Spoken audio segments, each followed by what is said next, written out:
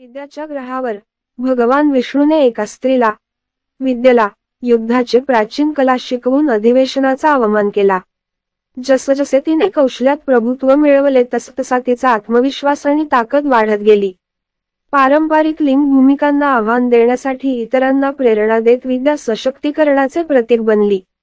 तथापि या प्रगतीला प्रतिगामी शक्तींनी प्रतिकार केला. शक्तिशाली पुजारी शुक्राचार्य यांच्या नेतृत्वाखाली पारंपरिक गटाने विद्याचा उदय त्यांच्या पितृसत्ताक समाजासाठी धोका असल्याचे पाहिले. संतापलेल्या त्यांनी लोकसंख्येवर आपली जाचक पकड कायम ठेवण्यासाठी संपूर्ण ग्रह नष्ट करण्याची शपथ घेतली. विद्या आणि तिच्या लोकांचे नशीब लटकले. विद्या आणि तिच्या लोकांचे रक्षण करण्याचा निश्चय भगवान विष्णूने प्रतिगामी शक्तींचा सामना करण्यासाठी आपल्या देवसैन्याला एकत्र केले. भगवान इंद्राच्या नेतृत्वात देवांनी युद्धात भाग घेतला. त्यांची शस्त्रे दैवी ऊर्जेने चमकली. द्वेष आणि अज्ञानाने तेजत झालेल्या दुराचारवादी राक्षसांनी त्यांची काळी जादू उघड केली. विद्याच्या प्रगतीचे रक्षण करण्यासाठी देवांनी पराक्रमाने लढा दिल्याने संपूर्ण पृथ्वीवर युद्ध झाले. भगवान विष्णूने आपल्या पराक्रमी तलवारीने राक्षसांना मारले.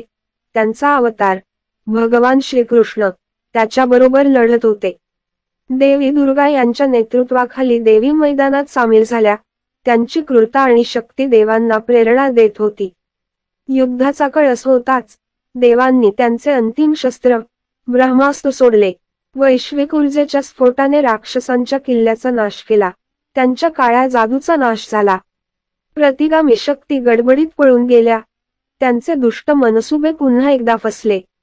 राक्षसांचा पराभव करून देव विष्णू विद्याजवळ आला. तिचा ग्रह डागलेला पण अखंड होता. तुमच्या धैर्याने आणि दृढनिश्चयाने विश्वाला प्रेरणा दिली आहे, तो म्हणाला. त्याचे डोळे अभिमानाने चमकले. तुमचा ग्रह सदैव प्रगती आणि समानतेचा दिवा असेल.